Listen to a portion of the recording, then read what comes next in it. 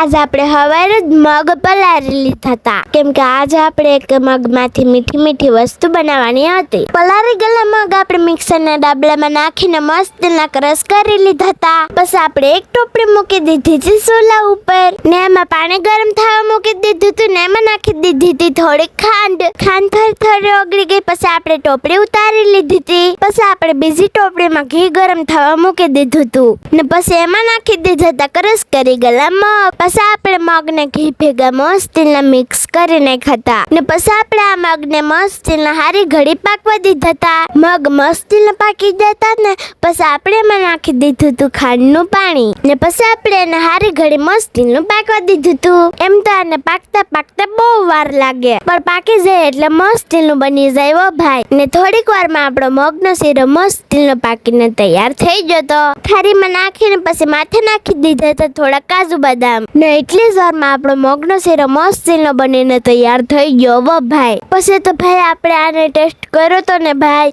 એક નંબર બન્યો તો હો, બાકીને કઈ ન ઘટે. તમને આવો મગનો શીરો ભાવે કે નહીં જરા કમેન્ટ કરીને કહેજો હો. ને અમારો વિડીયો ગમ્યો હોય ને તો વિડીયોને લાઈક પણ કરી દેજો હો અને અકાઉન્ટને ફોલો કરવાનું ન ભૂલતા. Bye bye, take tech.